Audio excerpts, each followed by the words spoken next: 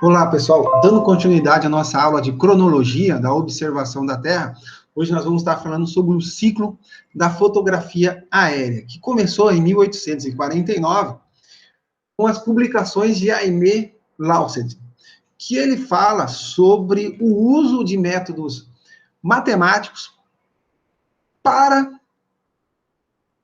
a extração de informações métricas em fotografias aéreas, extraídas em pipa e em balão, né?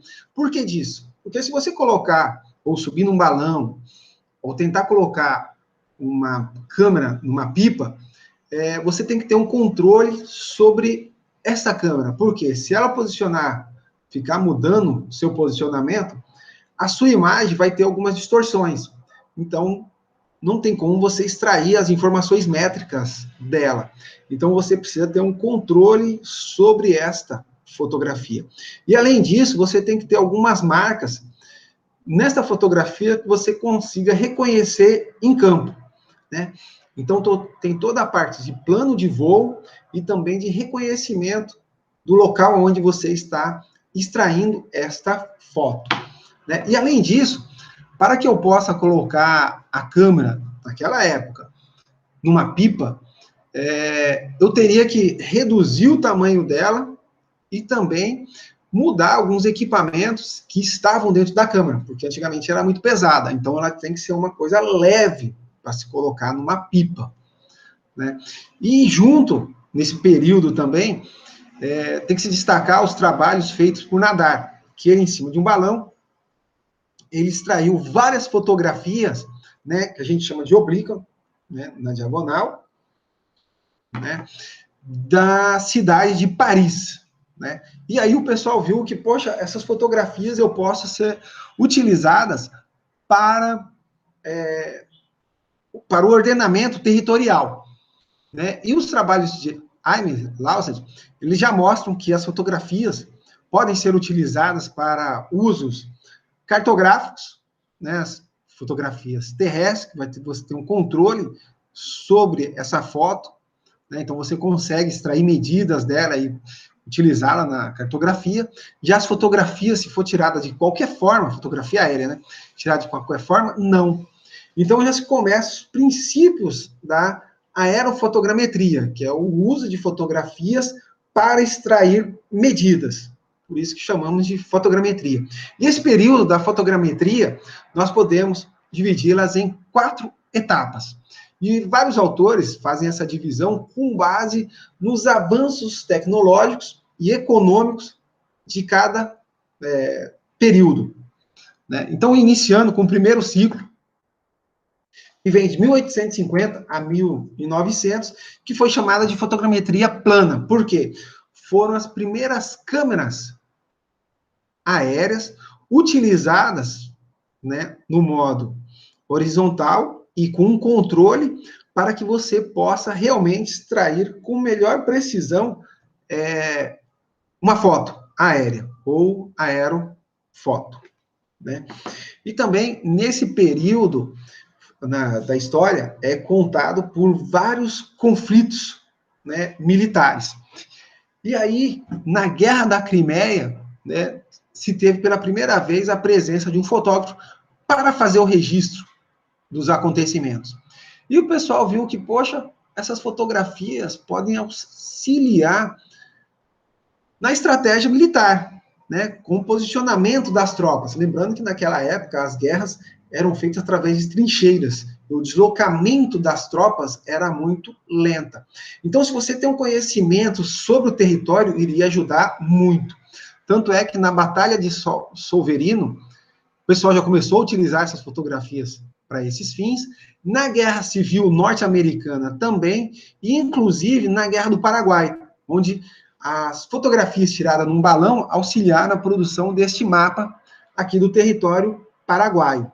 Só que, convenhamos, se eu subir um balão, né, ou melhor, eu visualizar um balão que não seja meu amigo, eu vou querer desfazer dele, né? Eu vou atirar nele, para ele cair, para não tirar as fotos da onde a minha tropa está localizada, porque senão ele vai acabar comigo. Então, o pessoal viu que, poxa, num balão vai ser difícil, né? Quando descobriram o uso dessas fotografias. E também numa pipa vai ser complicado. Então, o pessoal resolveu reduzir mais ainda essas câmeras fotográficas, fazer uma produção mais leve dessas câmeras, e conseguiram acoplar elas, ó, num pombo. Então, o pessoal já, quase no final, aqui em 1900, já começaram a utilizar isso, um pombo, para a produção da fotografia. Ainda é os primórdios da fotogrametria, né? Porque ainda, por exemplo, num pombo, não tem como você ter o controle de voo, mas a foto já ajuda a reconhecer a localização geográfica de alguns elementos. Então, isso é muito importante, né? E também nesse período, né, de 1850 a 1900, tiveram vários outros avanços que ajudaram na melhoria da fotografia, como, por exemplo, James Maxwell e um fotógrafo, não vou lembrar o nome dele agora, eles conseguiram fazer a primeira fotografia colorida, que foi em 1861. O que eles utilizaram? Eles utilizaram filtros com as cores aditivas primárias, que são vermelho, verde e azul, e sobrepondo a esses filtros, conseguiram criar a primeira fotografia colorida, né? E também começaram a utilizar as fotografias para outros tipos de estudos, como, por exemplo, os meteorológicos. E também a fotografia teve um grande avanço, uma popularização, principalmente por conta de Westman Kodak, onde ele buscou utilizar ferramentas, né, para que essas câmeras fotográficas fossem mais fáceis de serem produzidas e, com isso, diminuir o custo dela. Ele desenvolveu os filmes em rolo, né, isso ajudou e muito. Você pode tirar várias fotos, antigamente era uma foto só. Teve também melhoria das câmeras fotográficas, a entrada de plástico para a produção das fotografias, que antes era uma caixa preta, né, como mostra aqui, né? Teve a entrada também do papel fotográfico, enfim, várias melhorias na produção da câmera. Então, isso ajudou bastante, né? E outro fato importante nesse período foi que, em 1888, Hertz, ele conseguiu demonstrar a existência de ondas de rádio que podem auxiliar na detecção de objetos, né? Então, isso foi muito importante, né? E logo, no finalzinho do ano, do século, em 1899, Sebastian, ele publica os primeiros princípios da fotogrametria analítica, ou seja, você começar a extrair informações dessas fotografias. Então, aí já começa o segundo ciclo da fotogrametria, que nós chamamos de analógica, que vai de 1900 a 1960. E nesse período é importante destacar que teve a entrada do avião, onde as primeiras fotografias aéreas foram feitas com aeroplano, né? E a primeira foi feita pelos irmãos Wright, em 1904, né? Aí, com o aeroplano mesmo, um capitão, ele começou, já tinha um controle de voo, né, estabelecido antes, ele viu que você precisa ter um controle sobre a quantidade de fotos a serem tiradas e que essas fotos têm que ter uma certa sobreposição para que você possa extrair as fotos, ou melhor, extrair informações métricas delas. Por quê? Por causa que todas as lentes utilizadas na câmera naquela época eram todas, né, feitas de modo radial, ou seja, ela tem uma distorção radial pelo seu formato. Então, ela tem que ter uma sobreposição. Só que o pessoal viu também que, um pouquinho antes, que nessa sobreposição das fotos, eu consigo fazer estereoscopia. E aí, extrair informações de altimetria, né? Então, nesse período da fotogrametria analógica, eles conseguiram aprimorar e estabelecer os princípios básicos da fotogrametria, como é mostrado nessa pequena foto aqui, né? As informações que devem ser contidas nas fotos, né? E também o desenvolvimento de vários equipamentos, como mostrado nessas duas fotos aqui, para a extração das informações métricas.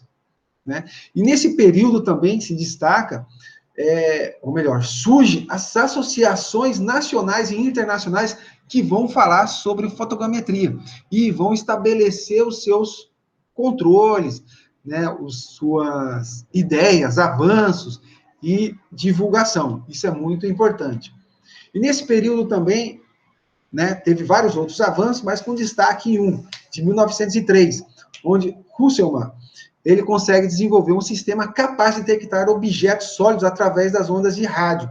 E esses objetos que ele buscou identificar foram navios. Então, ele conseguiu colocar, ou melhor, mapear esses objetos. Isso foi muito importante. E nesse período também, ocorreu a Primeira Guerra Mundial e a Segunda Guerra Mundial. Entre a Primeira Guerra Mundial e a Segunda, o período entre guerra, teve grandes avanços no uso da fotogrametria. Por quê? Por causa que os países, principalmente os países que participaram dessas guerras, eles precisavam ter um reconhecimento melhor dos seus recursos naturais.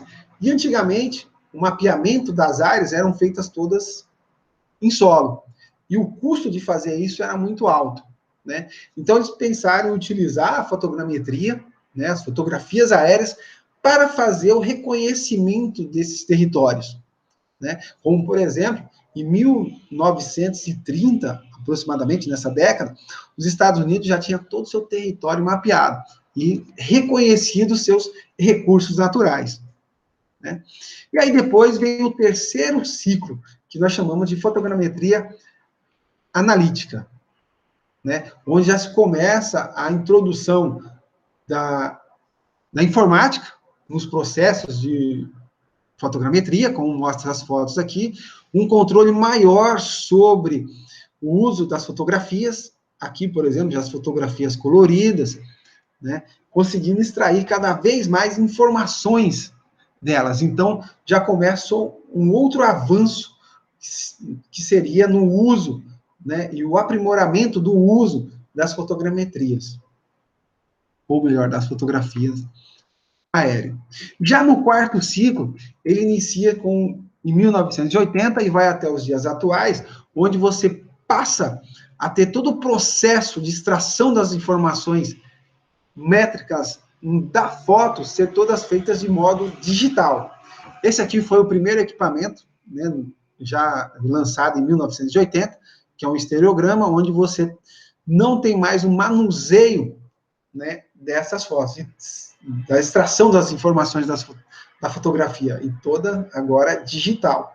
E esse aqui já seria o uso mais recente, onde você tem duas telas, e através dessas duas telas você tem um par de óculos, né, que tem a visualização já em 3D, então você consegue extrair a altitude e várias outras informações, já colocando ela de modo digital. Aí, findado esse ciclo da fotogrametria, ou da fotografia aérea, nós vamos para o ciclo do sensoriamento remoto.